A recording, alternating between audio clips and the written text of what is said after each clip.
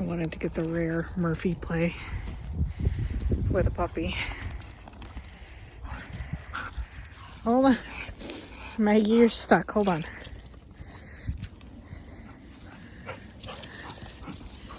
Oh, actually, that might do it. Oh no, like stuck. Maggie, come here. Okay, come here. Yep. Come here and then go this way. Go. Okay, I help. Oh, that shrub just does not want to let go. Okay, there we go. Okay, go. Hey, Mish! Not your play. Good boy. Yeah, good boy. Okay, let's go. Okay, so it's Tuesday, Talk Tuesday. As you can see, we're at the straight road. And usually I do this a bit later in the walk because they're still at risk for poop.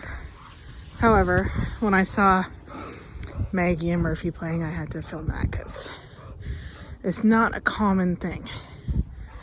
And like, as you can see, they switched off now because I only do pairs with that kind of play. But you can see Nova stalking them.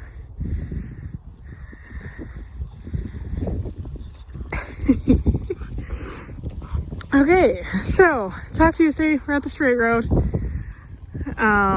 We've got Tucker, now we've got Maggie and Nova playing, Kronk, Phoebe, Hamish, Murphy, and a guest for this week.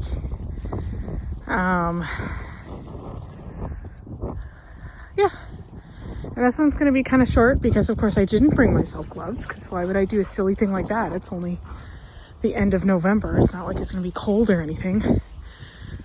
So I'll film for as long as my hand can take it, and then it's going back in my pocket. So yeah, I kind of wanted to talk today about something I did in a puppy session yesterday. So usually my puppy sessions are, excuse you, Marlo. Thank you. There we go.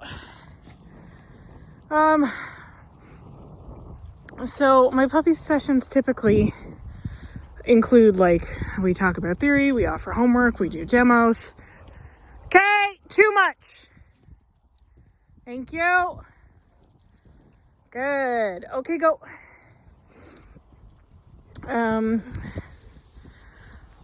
But because the dog in question didn't get a lot of socializing with other dogs, which is like, there's nothing wrong with that. Like, I don't know why the culture right now is you have to take your dog to dog parks and you have to take them to daycare, and they have to get along with every other dog they meet. Like, that's not realistic, and that's setting your dog up for failure. Ideally, especially when they're puppies, like, you want to make sure that every experience they have with another dog is good. So setting up puppy play dates is a really great way to accomplish that. So I offered while I was there to let Kronk and the puppy have a rip, because he's very good at different play styles. Like, he's learned that pretty early on, and he's pretty solid, and he's got like a base personality that makes it like he's just super chill, which is nice. So it sort of got me thinking again of like the misnomer that socialization out. Marlo, out. I will grab him. Hamish, out. That means everybody. Good girl, Max. Good girl, Maggie.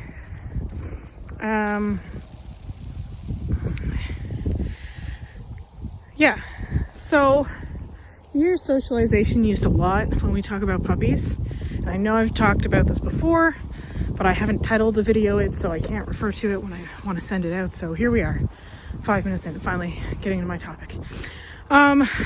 When we think socialization, we think like going to parties, right? Like that's the human way to think about socialization, is when you have to go, make awkward small talk, all that jazz. With dogs, socialization does not mean that they have to interact with other dogs. What it means is that they're getting exposed to a lot of different scenarios, a lot of different things. Sorry, her nose is hilarious. And not even necessarily that they are interacting with those things, just that they see, like, here's a good example. There's a truck, everyone's alerting, and we're just gonna leave it be. Murphy, my fierce garter dog. Hey, Mish, keep up. Good. And we're just gonna go right on by. Right? So these dogs know, okay, this is a truck. This is not where it's supposed to be. It's a scary truck in a dog mind. I'm not reacting to it. I'm not telling them that there's anything that they need to be concerned about.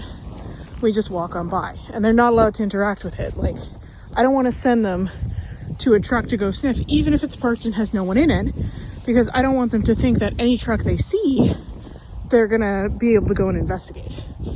Sort of same theory when it comes to always letting your dog greet other dogs on leash and letting them play and stuff. Like, and I'm talking every other dog, not just dogs you know or whatever. I tend to advocate for no on-leash greetings, period, because I know the problems that they can cause down the line. That being said, if you're letting them see every single dog on leash and then letting them play, what you're teaching them is that every other dog out there is a treadmill. So whenever they see a dog, they will lose their minds, go play with that dog. And as they get bigger, like, it's one of those things that's super cute when they're puppies. They're so excited and wiggly, they can't really pull you, so it's not a big deal. And then they start to get some weight on them, and then they start to be able to pull you. And then they're a year old and yanking you across a busy street so they can go see a dog on the other side, right? So when we say socialization, I truly think what it should be is exposure, because it's just like seeing all the different things in the world. That's how you end up with like Kronk, who I can take on escalators, because we exposed him to it when he was just little, and in gradual steps introduced it to him.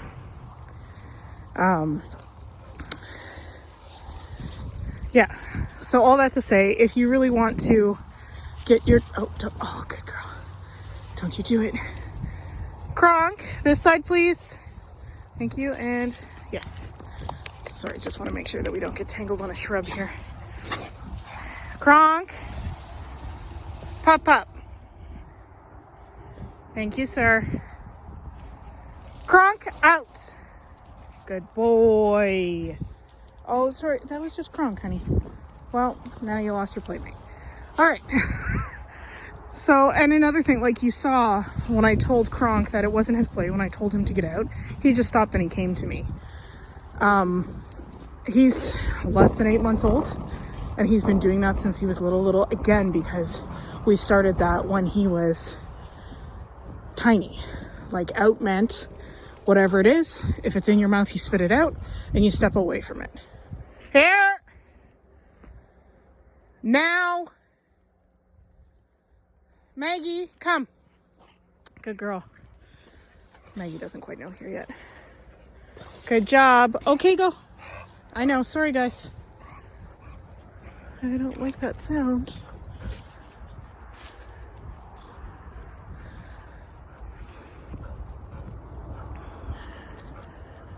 Okay, sorry about that. Anyway, we'll cut it there so that I can keep an eye out for whatever was making that sound. And so we stay under 10 minutes so YouTube doesn't get ticked off at me.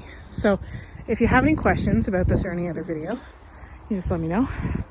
That was a really good interaction between Kronk and Phoebe there. I hope you caught it. He went to say hi and she was like, no. But again, totally normal dog reaction, and it was good because she didn't push it too far.